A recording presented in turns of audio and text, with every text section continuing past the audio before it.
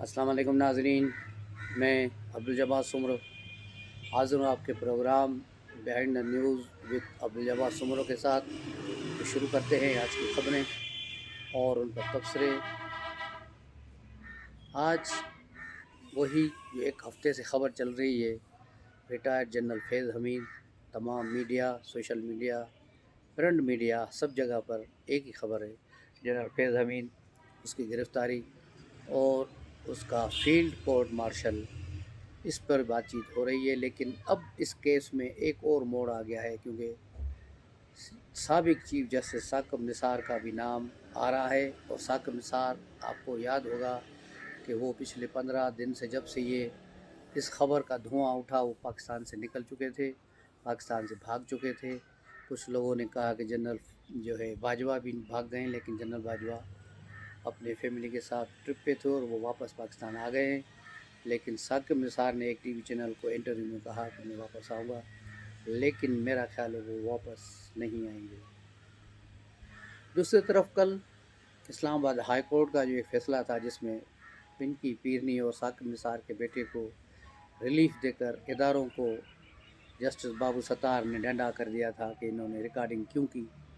वो जो जुर्म जिन लोगों का था उसको छुपाते हुए उन्होंने पिमरा पर और दीगर इदारों पर 5-5 लाख रुपए का जुर्माना और तौहीन अदालत के नोटिस जारी कर दिए थे।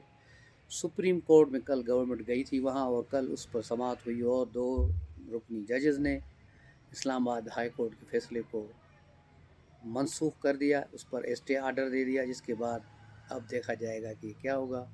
और ये काले भुंडों के लिए भी आजकल बड़ा मसला चल रहा है, क्योंकि जनरल फैज़ हमीद के मोबाइल से बाज़ अफराद का मुबैना तौर पर राब्ते का रिकॉर्ड मिला है, जो सोर्सेस बता रहे हैं।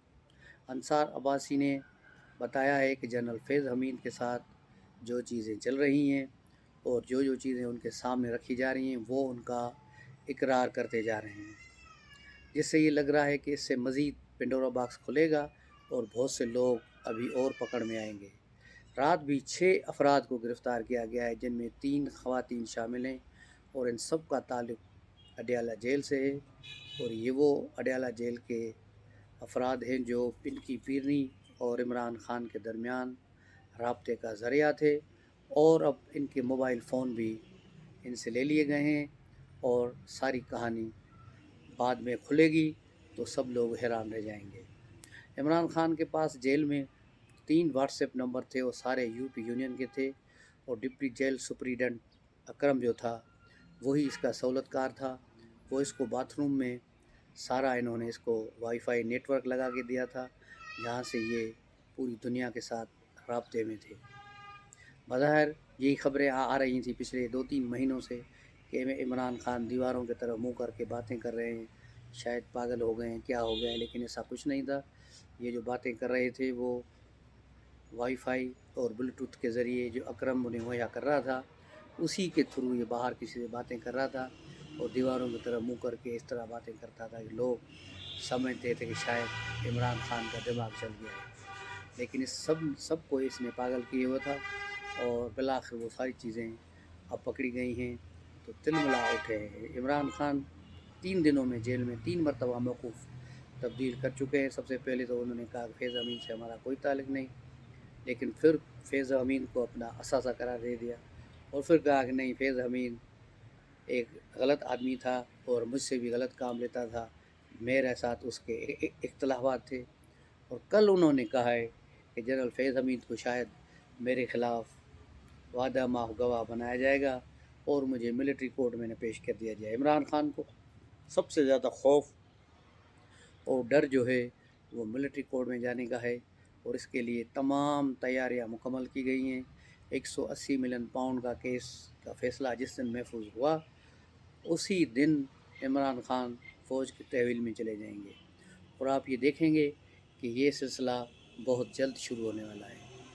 180 मिलियन पाउंड का जिक्र आया है तो ये भी बता दें, कल इस्लामाबाद हाई कोर्ट ने एक बार फिर सहूलतकारी करते हुए इस केस को, जो 180 मिलियन का केस है, इसको मज़ीद उस पर फैसला देने से जो है एहतसाब अदालत को रोक दिया है कि वो इस पर جو ہے اپنی کارروائی تو جاری رکھے، لیکن اس کا فائنل فیصلہ، حتمی فیصلہ جاری نہ کرے جب تک کہ اس کیس کا اسلام آباد ہائی کورٹ سے فائنل نہ ہو جائے۔ تو اس سے ایک بات ثابت ہو گئی کہ اسلام آباد ہائی کورٹ کی کالے بھونڈ ابھی تک عمران خان کو وہی سپورٹ دے رہے ہیں جو اس سے پہلے اس کو دے رہے تھے، اور یہ سلسلہ ابھی بھی جاری ہے۔ دوسری طرف میاں نواز شریف اور مریم نواز نے جو پنجاب کے لوگوں کو 2 مہینے کے لیے صرف 14 روپے بجلی میں رعایت دی ہے، 201 یونٹ سے لے کے 500 یونٹ تک، اس پر تقریباً 45 ارب کا خرچہ آئے گا، لیکن یہ کوئی مستقل حل نہیں۔ 2 ماہ کے بعد پھر لوگوں کا کیا حشر ہوگا، وہی بجلی مہنگی ہوگی، تو اس کا مستقل حل ہونا چاہیے۔ سندھ گورنمنٹ نے بھی یہی کہا ہے، کل وزیر اعلیٰ مراد علی شاہ نے مریم نواز اور نواز شریف کے اس فیصلے پر سخت تنقید کی ہے، اور انہوں نے کہا ہے کہ یہ فیصلہ وفاق کی طرف سے ہونا چاہیے تاکہ پورے ملک کو اس کا فائدہ پڑے۔ یہ صرف ایک صوبے کے ترقیاتی بجٹ سے 45 ارب نکال کے 2 ماہ کے لیے کسی کو ریلیف دینا، یہ کیسا ریلیف ہے؟ یہ تو عوام کے ساتھ مذاق ہے۔ عوام پھر 2 ماہ کے بعد پھر اسی چکی میں پھنسیں گے، پھر وہی جوش اور جذبہ عوام کا، وہی گالیاں ہوں گی حکمرانوں کو۔ تو یہ صورتحال بڑی دلچسپ ہے۔ اور دوسری طرف پی پی گورنمنٹ میں کرپشن پر، لوٹ کے مال پر بڑا جھگڑا چل رہا ہے۔ اس پر پارٹی 2 حصوں میں بڑھ چکی ہے۔ تقریباً 60 اراکین علی امین گنڈاپور کے ساتھ اب بھی ہے، جبکہ 30 اراکین دوسرے گروپ کے ساتھ چلے گئے ہیں جو شاہ فرمان اور دیگر لوگ ہیں۔ تو پارٹی میں سخت ترین اختلافات ہیں۔ دوسری طرف شیر افضل مروت کا قصہ بھی آتا ہے۔ شیر افضل مروت پرسوں عمران خان سے ملے اور باہر نکل کے کہا کہ بس عمران خان نے مجھے گلے لگا لیا ہے، میرے ساتھ یہ ہو گیا ہے، اب وہ مجھے پارٹی میں اہم عہدہ دے رہے ہیں، جس پر شبلی فراد نے کہا تھا کہ ہم اس کو تسلیم نہیں کرتے۔ لیکن عمران خان کی طرف سے ابھی تک نہ اس کی تردید آئی ہے نہ اس کی تائید ہوئی ہے۔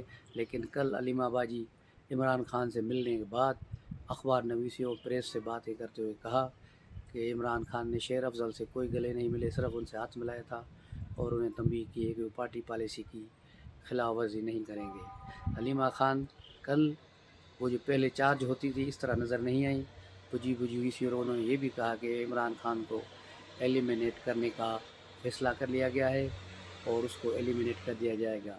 تو اس پر میں اور میرے ساتھی جیل پر دھرنا دے کر بیٹھیں گے کہ ایسی چیزیں نہ ہوں۔ اب دیکھنا یہ ہے کہ علیمہ کتنی آگے جاتی ہیں اور پارٹی اس کا ساتھ دیتی ہے یا نہیں۔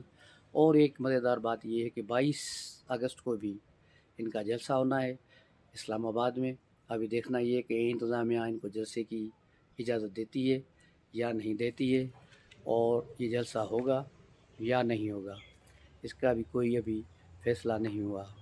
تو جب یہ فیصلہ ہوگا تو پتہ چلے گا کہ یہ انتظامیہ ان کو جلسے نہیں کرنے دے گی تو کیا پی ٹی آئی کا رد عمل ہوگا، کیا پی ٹی آئی جبراً جلسہ کرے گی جماعت اسلامی کی طرح، یا پھر چھپ کر کے پی میں چلے جائیں گے۔ تو یہ ہے آج کی صورتحال اور اس پر تبصرے۔ جیسے مزید خبریں آئیں گی تو انشاءاللہ ہم آپ کے سامنے ہوں گے۔ السلام علیکم۔